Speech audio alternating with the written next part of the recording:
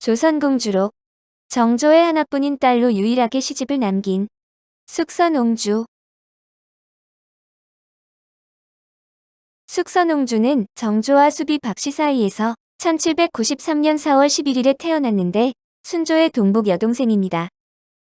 사실 숙선옹주는 어머니 수빈 박씨의 출산 예정일이 한 달이 지나서야 태어났지만 일성록에서 정조는 다행히 순산했다고 말한 것으로 보아 수빈 박씨의 건강에는 큰 문제가 없었던 듯합니다.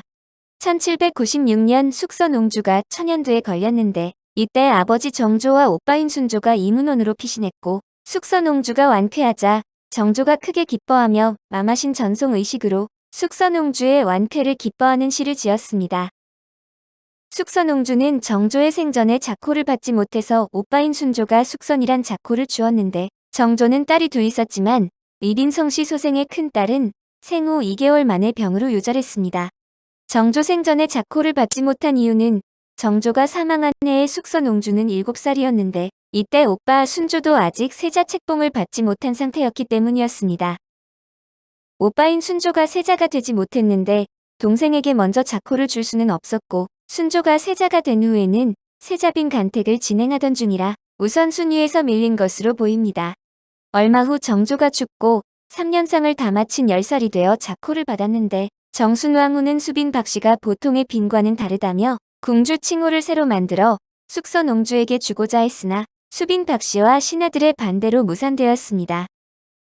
순조 3년인 1804년 1월 16일 창덕궁 희정당에서 부마 초간택을 하고 3월 17일 중의당에서 재간택, 4월 9일 중의당에서 삼간택을 거쳐 전 정랑 홍인모의 아들 홍현주를 낙점했습니다.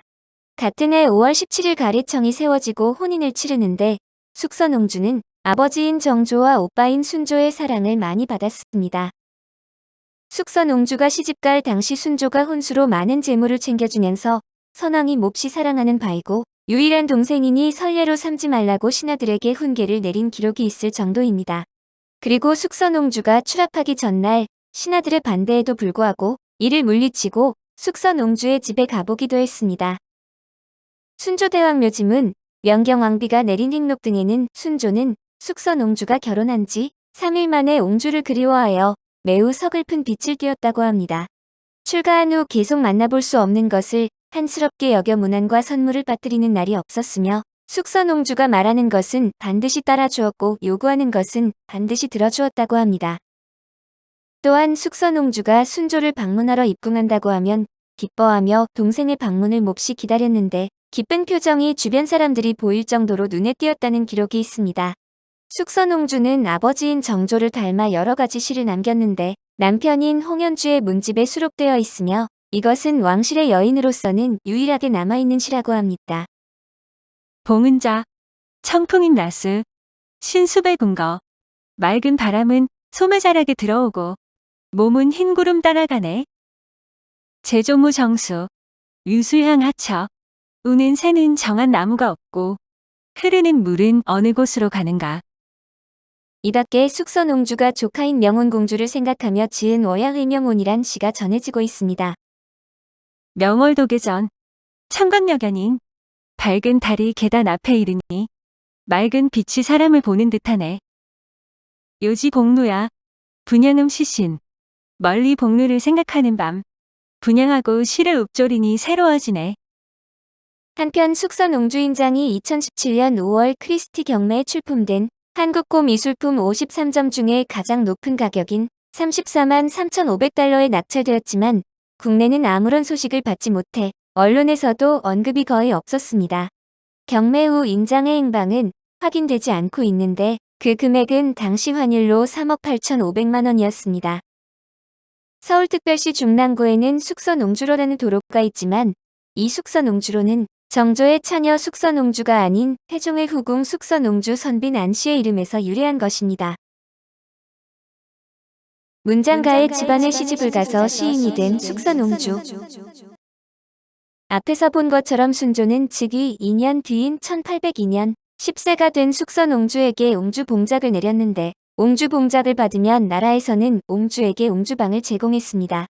옹주방은 옹주가 생활하는 공간이며 옹주방을 제공할 땐 재산도 선물하는 바 수렴청정을 하던 정순왕후와 논의해 숙선옹주에게 토지 800개 내렸습니다.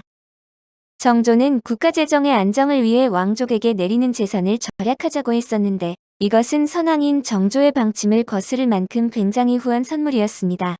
숙선옹주는 의원실권이란 시집을 남겼는데 조선시대 왕녀로서 시집을 남긴 사람은 숙선옹주 딱 하나뿐입니다. 숙선옹주는 시에 재능이 있었을 것이지만 그녀의 평안한 환경도 시집을 남기는데 적잖은 도움을 주었을 것으로 보입니다. 숙선옹주는 별 어려움 없이 살 수 있었는데 오빠인 순조가 왕이었고 어머니 수빈 박씨도 궁궐의 어른으로 자리를 지키고 있어 안전을 보장받을 수 있었습니다. 또 후하게 받은 재산 덕분에 생활이 넉넉해서 시를 쓰며 즐길 여유도 있었을 것이며 시댁의 분위기도 큰 영향을 미쳤을 것입니다.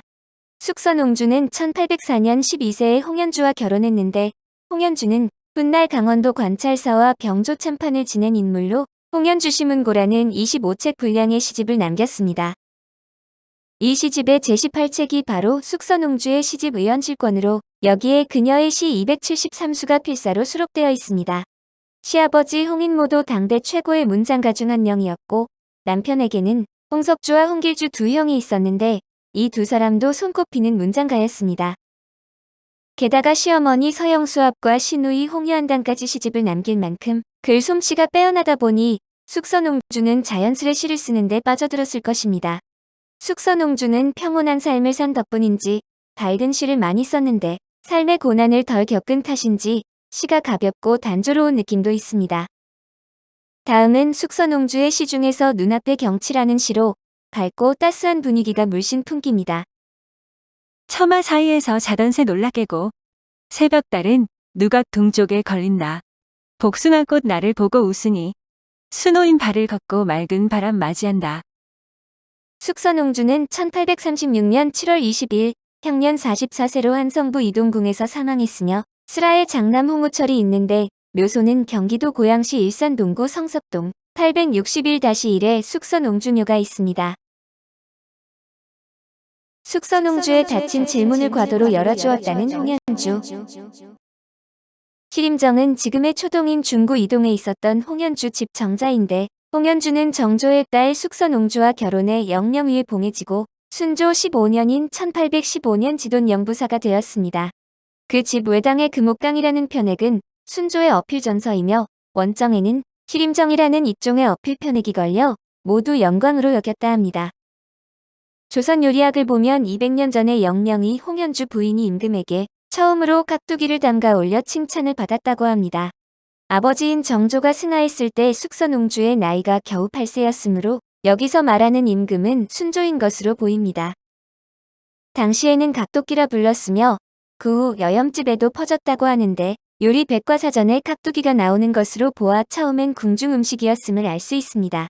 숙선옹주와 홍현주 사이에 재미있는 일화가 있는데 숙선옹주가 시집을 가려고 준비하던 때 큰 고민이 있었으니 질문이 제대로 열리지 않은 것이었습니다.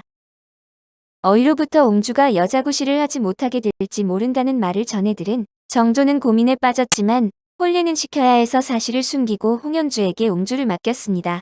홍현주는 아내와의 첫날 밤을 기대했지만 옹주는 몸이 아프다는 핑계를 대어 그와 잠자리를 하는 것을 며칠 동안 거부했습니다. 그러나 혈기왕성한 홍현주는 사실을 파헤치려 강제로 옹주의 방에 들어가 그녀와 합궁하려는 찰나 옹주의 비밀을 알고는 그 자리에서 말없이 밖으로 나가버렸다고 합니다. 그러자 옹주는 이제는 다 틀렸다며 단도로 목을 겨눠 죽으려 하는 찰나 홍현주가 작은 과도를 가지고 오더니 옹주에게 다가가 옹주에 막혀있던 질구를 벌려주었다고 합니다. 그렇게 두 사람은 아들 홍우철을 낳았다는 믿거나 말거나 하는 이야기가 있습니다. 오늘 조선공주록은 정조의 하나뿐인 딸로 유일하게 시집을 남긴 숙선옹주였습니다.